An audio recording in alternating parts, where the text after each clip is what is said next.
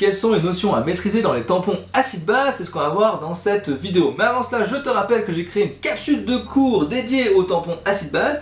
Si tu ne sais pas ce que c'est une capsule de cours, je t'encourage à regarder ce petit audio et on se retrouve juste après pour parler des tampons acide-base. Chaque capsule de cours est composée de 4 modes. Un mode révision avec des fiches numériques, des associations, des schémas à annoter au sein d'un guide de révision pour favoriser l'ancrage. Un mode entraînement avec des flashcards, des QCM, des exercices, des applications, des cas cliniques avec des niveaux de difficulté pour progresser pas à pas.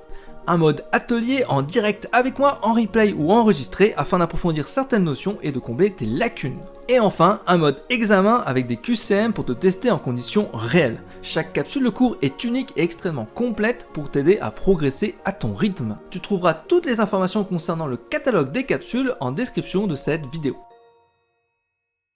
Bonjour à tous, j'espère que vous allez bien, c'est NT, je suis super content de vous retrouver dans cette nouvelle vidéo capsule. Aujourd'hui on va parler des tampons acide-base. Alors oui, je sautille parce que je suis super content d'être avec vous tout simplement. D'ailleurs n'hésite pas à t'abonner à la chaîne si ce n'est pas encore fait, voilà, ça me ferait super plaisir de te retrouver parmi mes abonnés. Alors on va parler de solution tampon, mais qu'est-ce qu'une solution tampon? On va commencer par ça. Alors tout simplement vous allez retenir ça, une solution tampon, c'est une solution qui permet de limiter les variations de pH. Alors une fois que vous avez compris ça, c'est extrêmement simple. Lorsque vous avez une solution avec un tampon dedans, lorsque vous ajoutez un acide ou lorsque vous ajoutez une base, et bien si c'est un bon système tampon, il est capable de limiter les variations de pH. Ok, maintenant on va essayer de définir un truc tout bête. Mais qu'est-ce qu'un bon système tampon? Alors là je vais vous donner un truc et vous allez retenir ça, et finalement c'est extrêmement simple.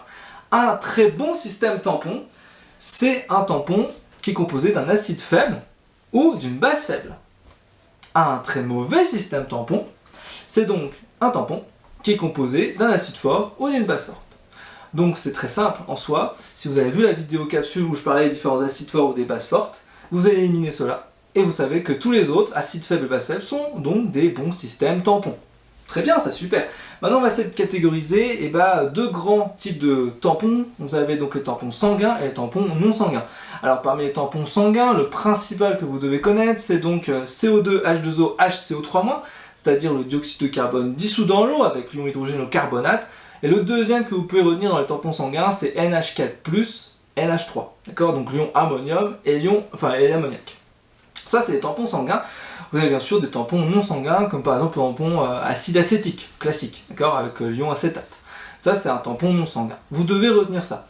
Une fois que vous avez compris ça, vous allez devoir utiliser la formule de Henderson-Hasselbalch, d'accord, c'est-à-dire pH égale pKa plus log de base sur acide, pour faire des petits calculs pour savoir si c'est bien équilibré. Ah, et ça c'est pas si simple, c'est pas si simple, ça paraît simple, mais il va falloir maîtriser par cœur cette formule, vous allez l'avoir dans toutes les sauces, d'accord? Dans tous les petits exercices, vous allez avoir cette formule-là, il va falloir trouver soit le pH, soit retrouver le pKa, soit trouver l'acide, soit trouver la base. Et ça, je sais que c'est pas forcément si simple. D'autant plus qu'à travers cette formule-là, on va pouvoir déterminer par la suite ce qu'on appelle la capacité tampon, c'est-à-dire savoir si c'est plutôt un très bon tampon à partir d'un certain niveau de quantité d'acide rajouté ou de base rajoutée. C'est ce qu'on appelle la capacité tampon. Donc grosso modo, on parle toujours de pKa plus 1, pKa moins 1, pKa plus 2, pKa moins 2. Okay, ça c'est classique, mais on va aller un peu au-delà puisqu'on peut aussi avoir de nouvelles formules qui apparaissent avec l'équation d'Henderson-Hasselbalch lorsque vous ajoutez un acide ou une base. Et là, ça commence à devenir un tout petit peu plus complexe.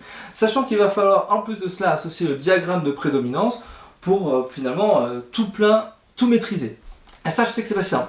Alors moi, je dirais que la partie la plus difficile dans les tampons, finalement, c'est lorsqu'on vous demande de les fabriquer.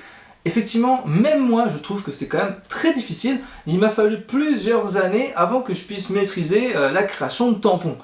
Et en première année, je trouve que c'est quand même très difficile de maîtriser ça. Donc si jamais tu as des soucis techniques et qu'on te pose des questions sur les tampons, et que tu as vraiment une problématique là-dessus, acide, tampon, diagramme de prédominance, etc., équation d'Henderson-Hasselbalch, n'hésite pas à travailler avec la capsule de cours que j'ai créée pour toi. Donc il y a des fiches numériques, il y a des QCM, il y a des exercices, des applications. Bref, il y a beaucoup de contenu qui permettent vraiment de t'aider, tout en description de cette vidéo. Si tu as la moindre question à propos des tampons acide base, n'hésite pas à le mettre en commentaire de cette vidéo. Et moi je te retrouve pour une prochaine vidéo capsule. Je te dis à très vite. Ciao, ciao, ciao, ciao, ciao!